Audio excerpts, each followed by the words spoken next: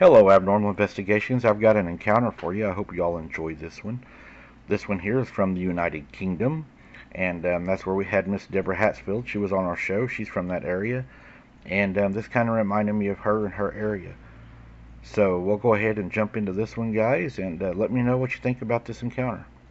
Hi, I'm 18, and I'm from the United Kingdom and recently moved to Manchester for university. I'd like to keep my identity anonymous, so in this story I'll refer to myself as Sam. It was an average university day. I got up rather later and completely missed my lectures. I'd like to say this was a one day, but I'm a loser sometimes and I don't get up in time to do it, so sometimes I miss my lessons. Due to my laziness, I often awoke when all my roommates were at the university. Well, all but one. I don't have a bad thing to say about anyone, but one of the roommates, well, let's just say she was the devil from hell. There are 8 of us, 4 girls and 4 guys. I was rather fond of them, especially one, we'll call her Lily. However, one of the girls was never able to really fit in. Her name was Iggy, or Artemis. She didn't mind which one you picked. She was always off-putting from the moment I met her, and we always seemed to catch her doing something strange or creepy. She was a small woman and had issues with her knees, and couldn't often stand for very long. I remember trying my best to get to know her, but she never seemed to accept me. She used to always follow me, pick arguments at every chance over unnecessary things like height, but worst of all, she used to always be everywhere when I was out of the flat, almost as if she would be stalking me. It finally came to Christmas break, and everyone was heading home to go see their family and relax over the holidays. Me, however, I had to stay in my uniflat for a couple of days longer than everyone else. Well, I say everyone. Iggy, in fact, also had to stay a few days more as well.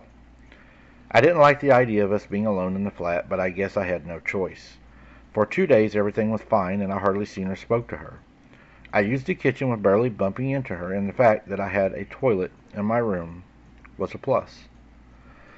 But on the 3rd night of us being alone, the 21st of December, something unthinkable happened. It had been a long day trying to keep myself entertained with new best friends, Jack, Steve-O, and the boys away from Christmas. It was at the end of the day, and all I wanted to do was call somebody and get a joint to calm down. Michelle and I smoked some pot before bed. I texted Michelle if I could collect from our usual spot. The place is called the Munchies, and he messaged saying 11 p.m. sharp. I started to chill on my bed as I knew I had to wait a while for Michelle to come. I started to watch Netflix, and for a while was completely phased out and relaxed on my bed. After an hour, I heard the door open and was confused as to no one ever just opens my door, at least without knocking. I looked to my left and saw Iggy just standing there looking at me creepily, wearing a full black with huge heels on them, long black dress. She had a terrifying look, a look of a child would give when they didn't get what they wanted. I said to her, "Hello, have you just let yourself in?" In a rather concerned voice, she replied to me, "Did you take my orange juice?" I was confused to why she looked at me so mad just because of some orange juice. But I had no clue what she was on or about, so that's exactly what I told her is I didn't know what happened to it. She continued to stay in my doorway for around 5 minutes. All I could do was make awkward small talk and laugh the situation off. It eventually came to 11 and I met Michelle downstairs. She gave me a package and I ran upstairs to go roll a joint. I came back to the flat and saw Iggy's door just shut as I came into the flat. This surprised me, but I didn't think nothing of it. I got to my room and I started to roll a few. After a few joints had passed, I remember being very high and at some point passing out. I don't know how long I was asleep for me, but eventually I awoke and I was half asleep state. My eyes were barely open, and through my eyelids I could see a figure in the corner of my room. It took me a couple of seconds to come to terms with what I was seeing, and in my frozen panic I tried to look at it. I was still asleep. Minutes passed, it felt like years, until eventually this figure began to slowly walk out of my room. But it grabbed a worn-out bag. The figure slowly crept past me, and to my horror, as it passed me, I saw who it was. It was my roommate, Iggy. I was utterly terrified for my life at this point, and I was scared to know that what would she do if I awoke. I managed to keep my cool until she left the room. I stayed in the same shape on my bed until I built up the courage to check my door. I locked my door and didn't sleep a peep that night.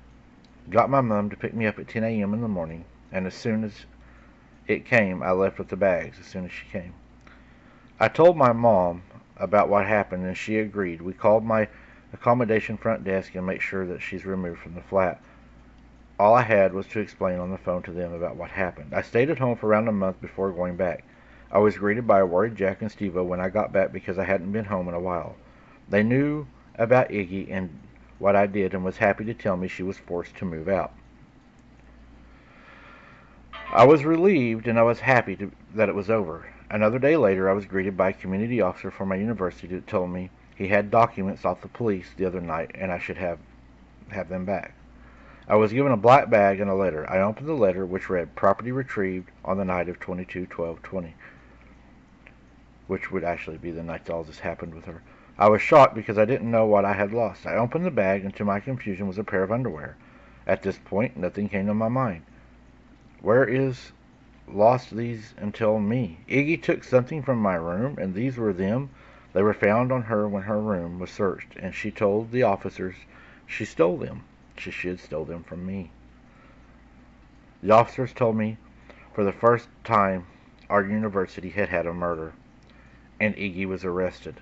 She had cut one of the young girls' throats in her sleep, and after she had done it, she had took the young girl, stood her up, nailed her to the wall, and drew a 5-point star behind her and had candles lit around her when they found her. I think I was the one that was on the list. I am so afraid even to this day. Yeah, that's messed up. Sounds like she was into some deep stuff, and sounds like you might have been next. Always know your friends, guys. Thanks for listening, guys. Until next time, keep your head on a swivel. Don't be something's dinner or something's sacrifice, and we'll see you on the next one.